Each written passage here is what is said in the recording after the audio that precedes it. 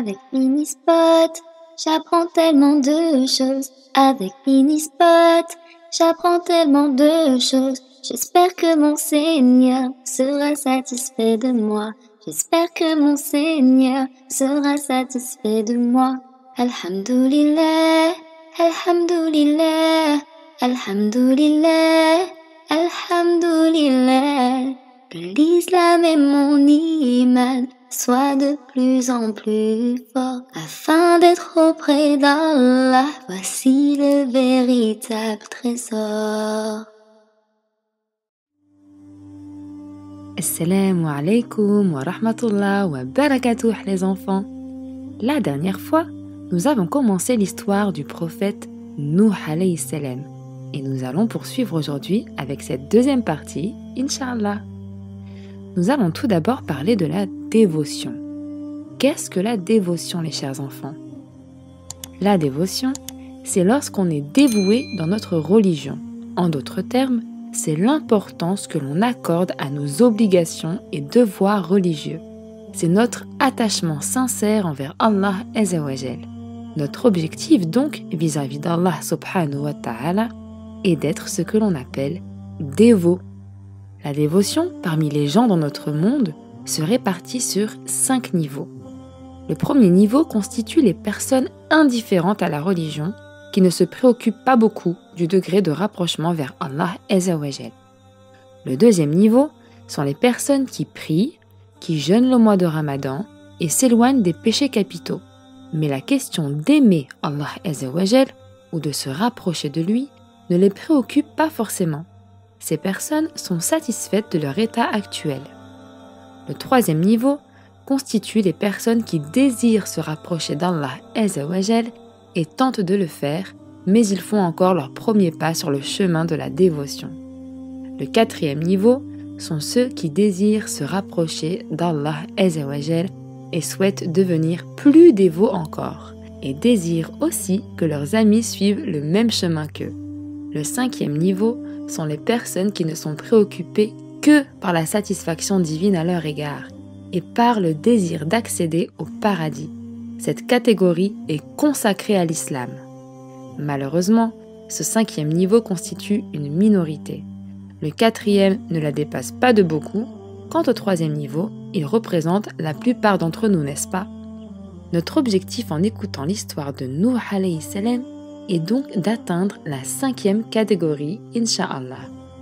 C'est-à-dire que nous ayons tous l'objectif d'atteindre l'agrément d'Allah Azza wa Jal, et pour le faire, Inch'Allah, nous allons ensemble lire la sourate Nuh alayhi salam.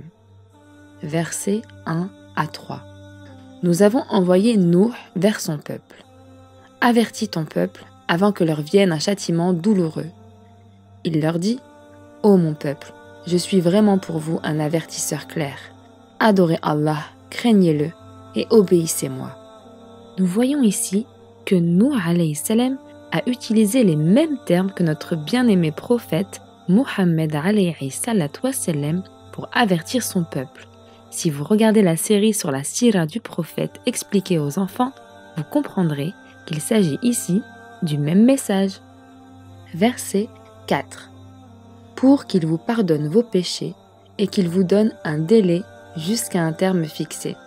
Mais quand vient le terme fixé par Allah, il ne saurait être différé si vous saviez.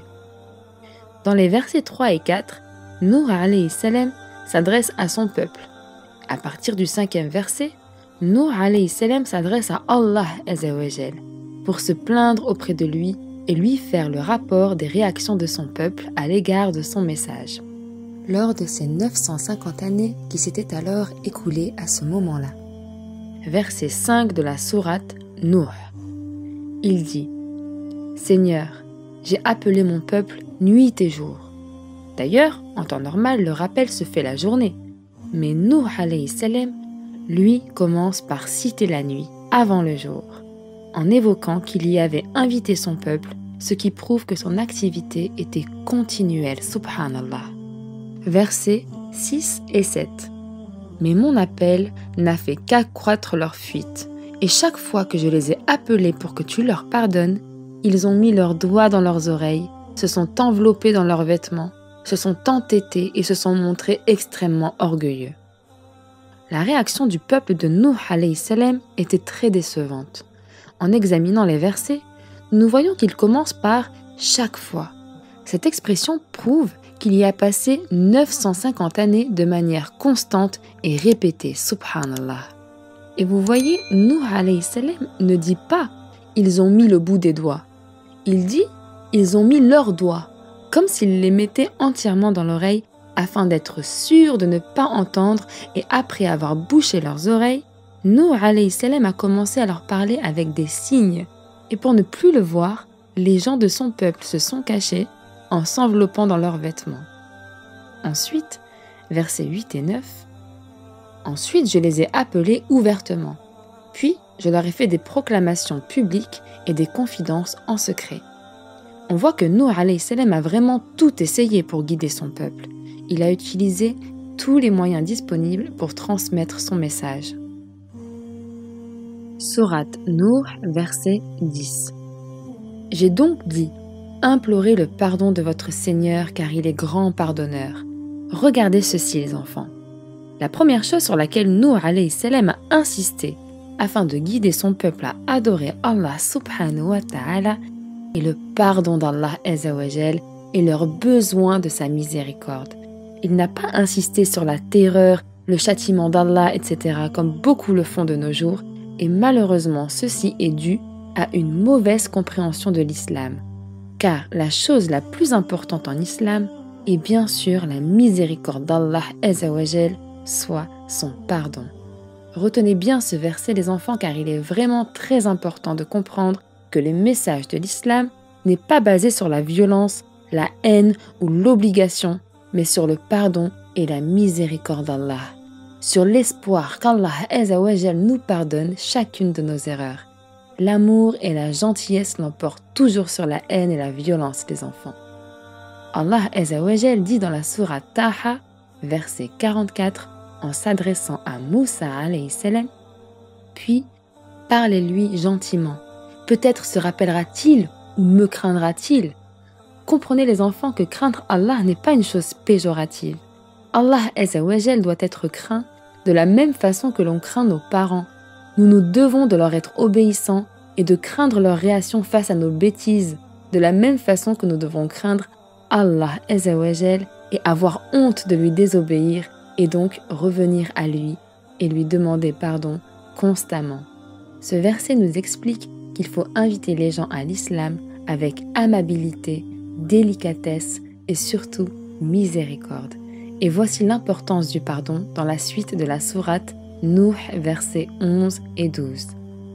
Pour qu'il vous envoie du ciel des pluies abondantes et qu'il vous accorde beaucoup de biens et d'enfants, et vous donne des jardins et vous donne des rivières. Ce verset est très important les enfants. Pour cette raison, répétons-le ensemble une seconde fois. Pour qu'il vous envoie du ciel des pluies abondantes et qu'il vous accorde beaucoup de biens et d'enfants, et vous donne des jardins et vous donne des rivières. Regardez ici la beauté du pardon et du fait de demander pardon à Allah subhanahu wa ta'ala. Se repentir à Allah azza wa jal est la cause même des bienfaits qu'il nous accorde. Au lieu de se lamenter sur ce que l'on ne possède pas, nous devons demander pardon à Allah afin de l'obtenir, Inch'Allah. Telle est la puissance du pardon d'Allah azza wa jal. C'est la fin de la deuxième partie de l'histoire de Nuh alayhi salam. Nous poursuivrons avec la troisième partie dans la prochaine vidéo, Inch'Allah. En attendant, prenez soin de vous les enfants et de vos parents et à très prochainement, Inch'Allah.